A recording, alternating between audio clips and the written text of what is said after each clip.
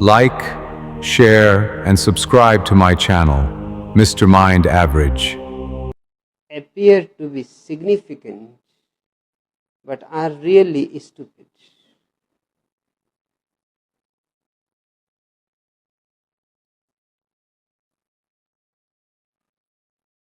Existence is as it is, and there is nobody you can inquire, no complaint office, no inquiry office. Simply we are here. Nobody knows why.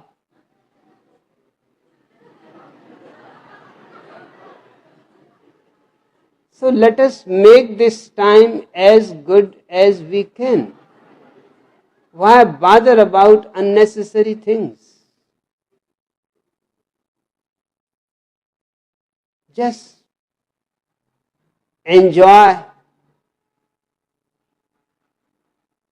and don't be disturbed by our mind chattering. Every question is stupid because nobody is there to answer it. Whom you are going to ask? And even if there was a God sitting just here amongst you, even he could not answer why he is sitting here.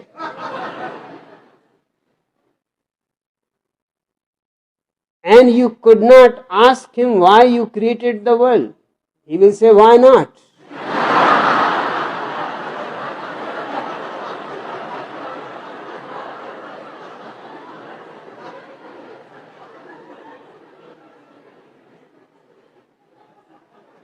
Remember, God is a Jew. And Jews have a habit.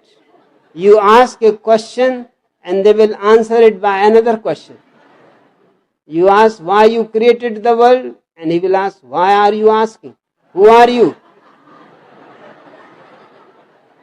Why not create?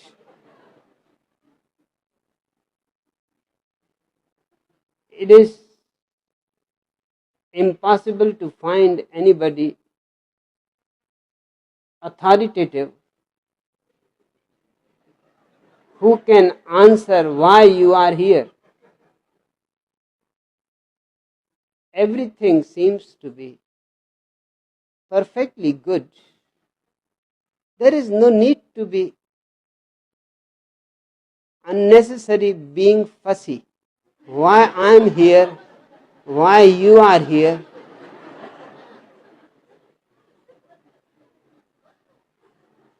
Just think of those who are not here.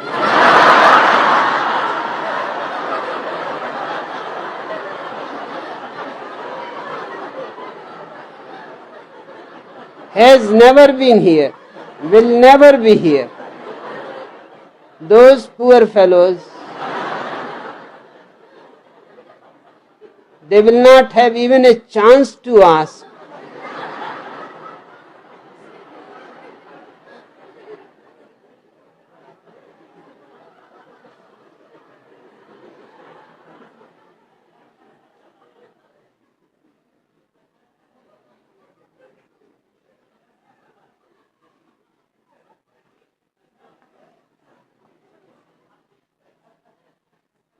Sitting silently the other morning, I felt an incredible energy inside me, and suddenly a big fear arose before I had been able to accept or realize this energy.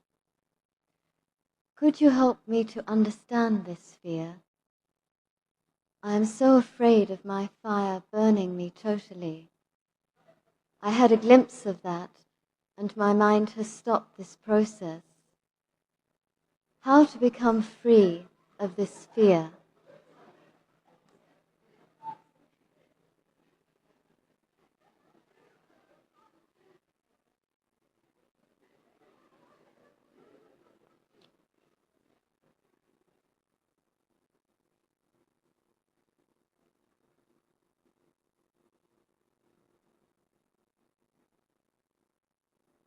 life is a tremendous energy phenomenon. You are not aware how much energy you have. Do you think atoms know how much energy they have? A single atom, which is invisible to the eyes,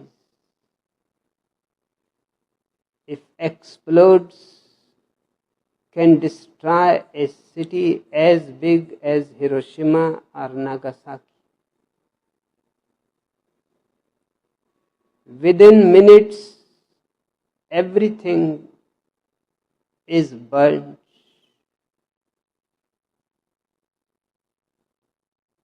If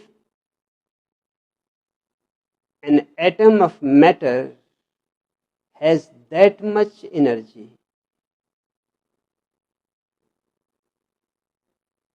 your consciousness is a far higher phenomenon. Your being must be carrying universes of energies, dormant, of course, because you are not aware. But those who have become aware, their descriptions indicate similar things. Kabir says that in his experience of inner being, he sees as if thousands of suns have suddenly arisen. All around him, suns are dancing. The light is so dazzling that it makes him almost blind. But this is not only Kabir's experience.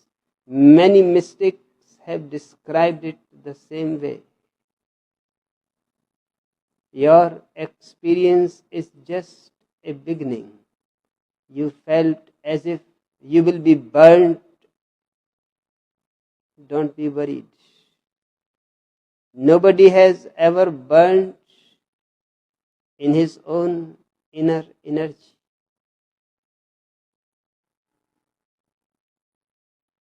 This energy is creative, not destructive. Any energy that comes out of meditative silence is creative. There is not a single instance that it has destroyed anything. It has only created. It has created a beautiful space within. It has created beautiful art, music, sculpture, poetry, painting outside.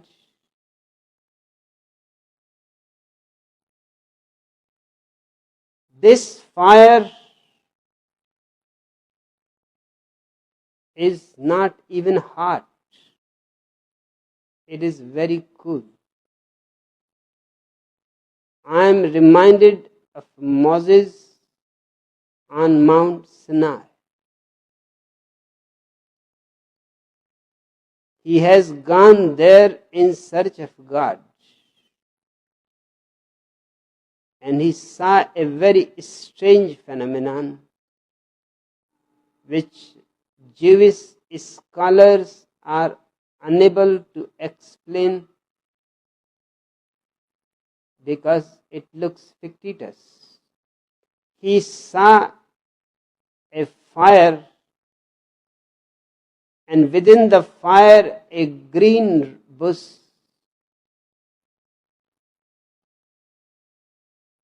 unburned. He could not believe his eyes. The flames are rising high and the bush Inside the flames is green, and its flowers are blossoming as if a cool breeze is passing, not a fire. Attracted towards this majestic experience, he comes closer to the bush, and suddenly he hears a voice, "Moses, take your shoes off. You are on the holy ground." The voice is coming from the bush, and as he comes close, leaving his shoes away, he does not feel any heat. On the contrary, he feels very cool. And the dialogue that happened and culminated in the 10 Commandments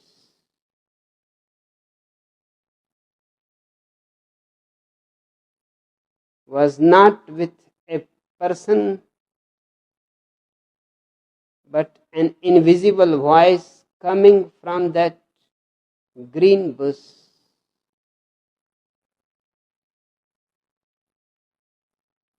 Theologians have been at work how to figure it out. As far as I am concerned, I am not a theologian, but I can understand a little bit of poetry. And I think it is a poetic statement, not a theological statement.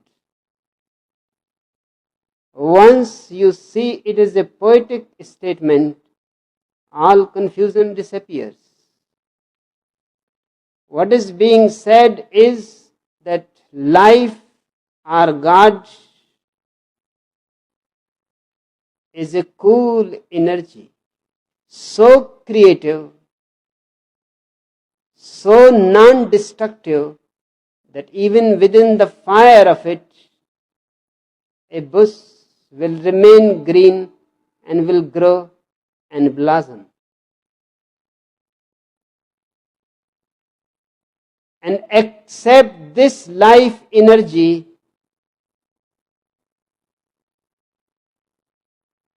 what a great philosopher Bergson used to call elan vital. This life force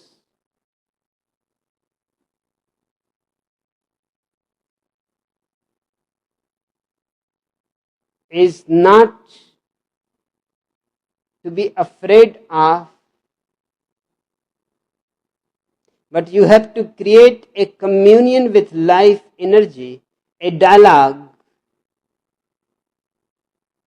and you will be immensely enriched, not burnt, but for the first time your spring will come and your flowers will blossom. Many ancient parables, stories are in fact poetic statements, but the theologians have destroyed their beauty and their poetry by dragging them and trying to make that they are actual historical facts. They are not facts. They are far above facts. They are poetic realizations and poetic expressions. What happened to you, don't be afraid of it. There is no need for any fear. Rejoice with the flames of the energy. Dance with those flames. have a communion with those flames, and you will be finding a dialogue with existence itself.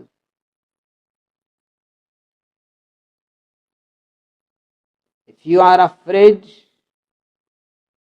that you may be burnt,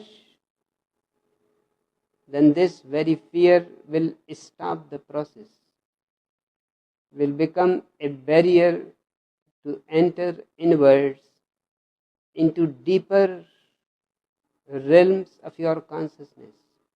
Drop this fear. Nobody has ever been burnt by life energy.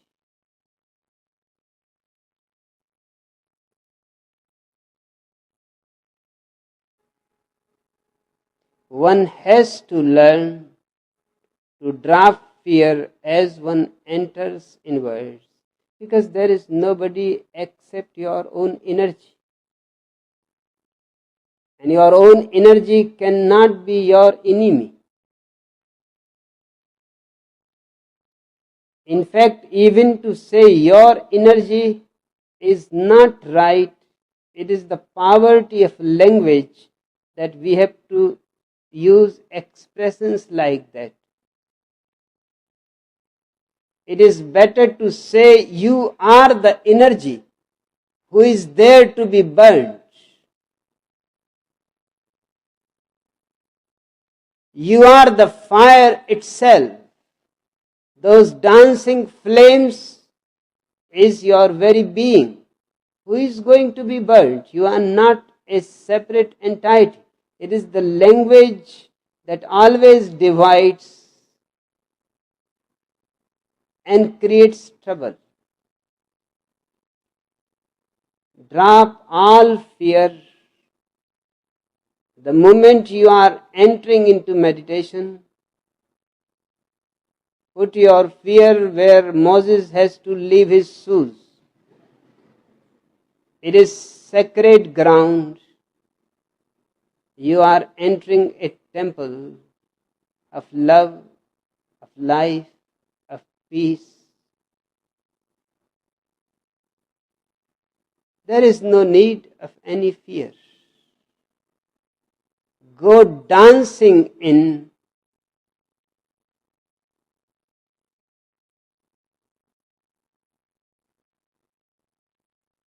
and it is absolutely certain that if you can be unafraid, a bridge will be created between you and the energy that is also you, but it is dormant, has been asleep and unconscious. So it appears as if it is separate from you. But once it becomes awake, soon you will see your small flame of life has disappeared into the vast energy that has arisen. You have entered into the cosmic, into the universal, and vaster the energy, the greater the ecstasy,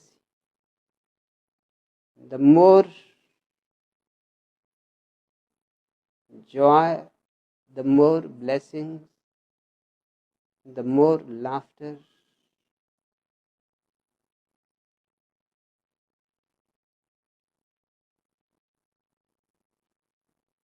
Little Arnie is sitting at the back of the class, a can of beer in one hand and a cigarette in the other,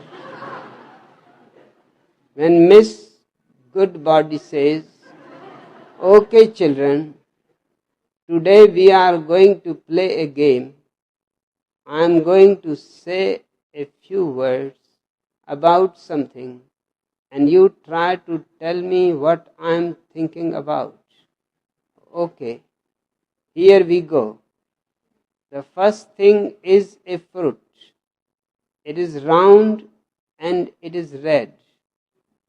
Little Billy raises his hand and says, an apple. Miss Goodbody says, no, it is a tomato.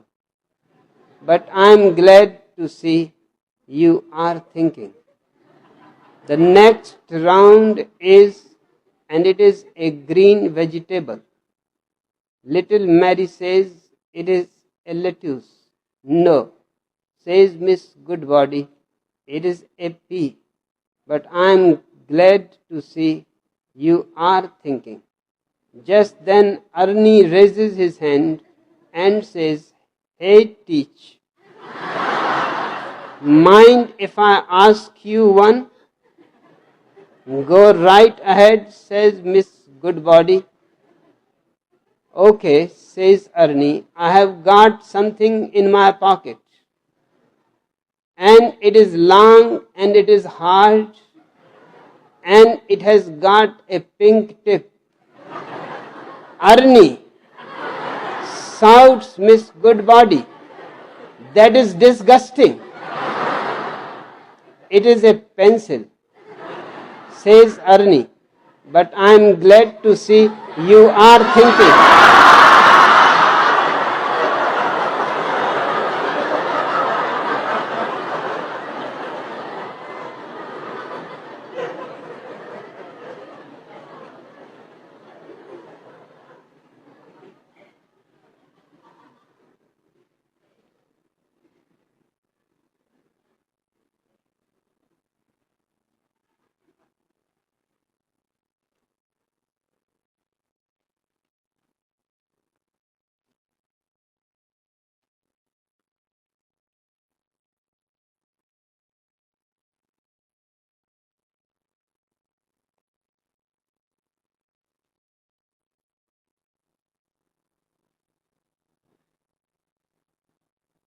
This silence, this moment, so precious, so beautiful. To keep avoiding it and missing it seems so absurd. Beloved Master, why? What is so difficult about dropping this whole game and just being?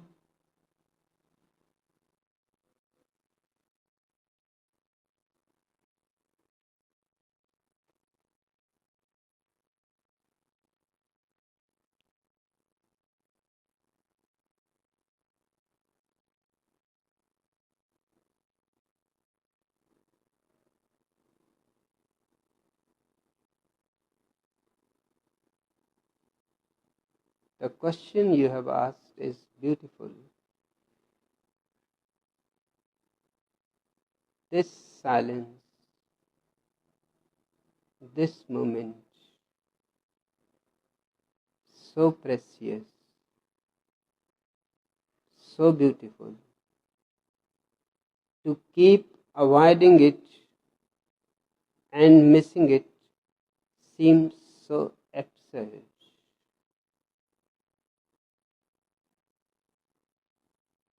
Beloved Master, why? What is so difficult about dropping this whole game and just being?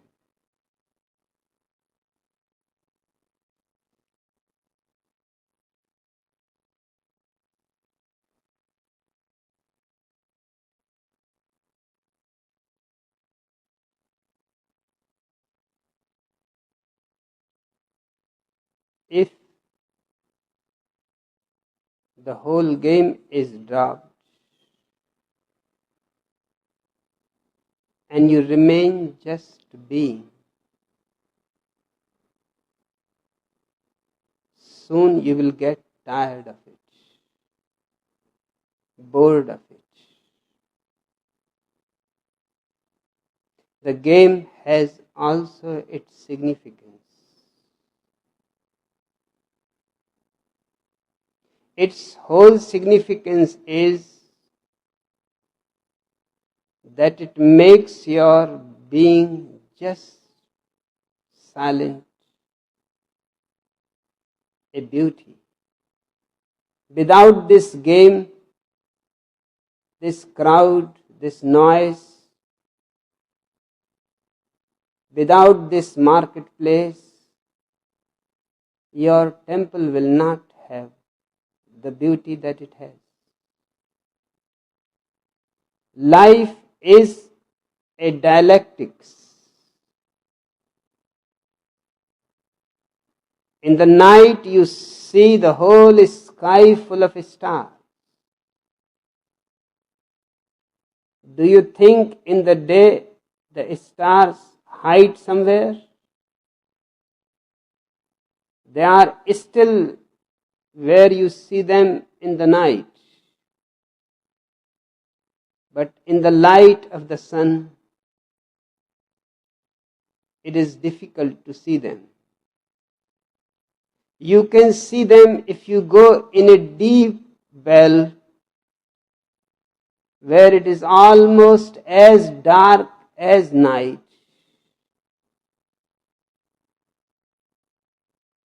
I used to have in my house a deep well, and my family used to keep me away from it, and finally they closed it because it has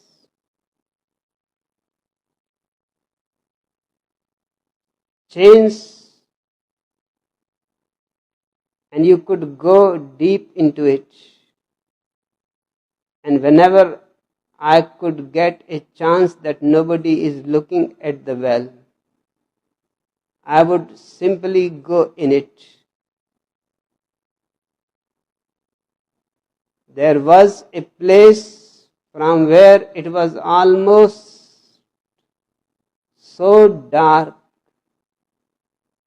that I for the first time became aware that from that darkness you can see in the sky stars. To see the stars you need the darkness.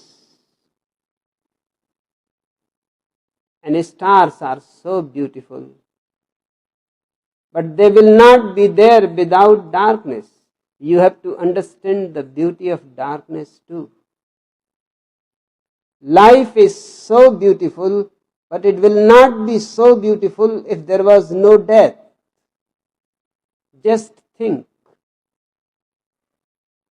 that you go on living and on and on.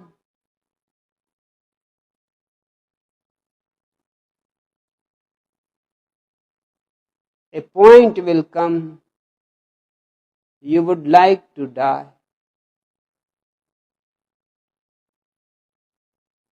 You have lived enough. Now life itself has become a boring experience because it is every day the same round and the wheel has moved too many years again and again.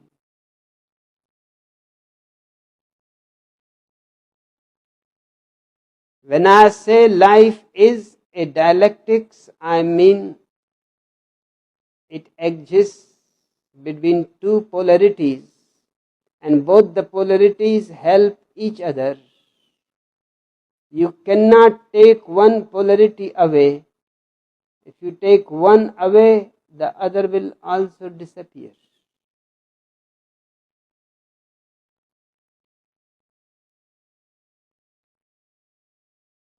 The silence is beautiful. Nobody will disagree with you. But the great moment is when you understand that the noise of the marketplace is also beautiful. Because the beautiful silence and the beautiful noise are part of one whole. The day and the night, the summer and the winter,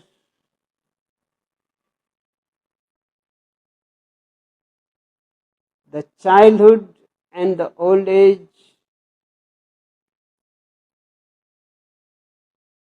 all have tremendous beauty. The moment you see the beauty of both together, you have transcended them. This transcendental experience, you can call it enlightenment, you can call it awakening, you can call it realization, you can call it the truth. These are only different names for the same experience. But our mind always goes on trying to keep one and avoid the other. You are asking, the silence, the moment, so precious, so beautiful, then why we go on avoiding it, missing it? That too is beautiful. That makes the contrast. It is just a silver line in a black cloud.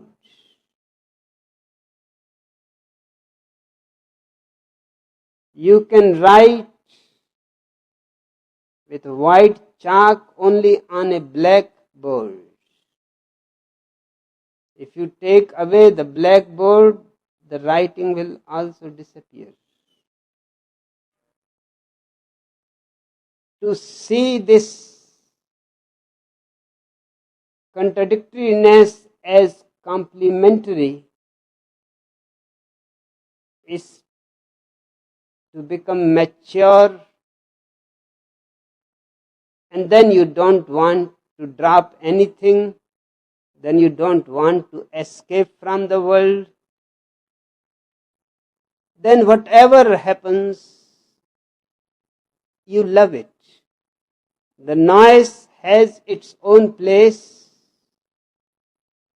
and the silence has its own place, and they both enrich each other. There is no need to get out of the game. The game is tremendously beautiful. Just to understand that this is the game, and because of the game we have divided into two parties. Otherwise nobody is the enemy, not even the death. In this absolute acceptance of everything, you have already gone beyond.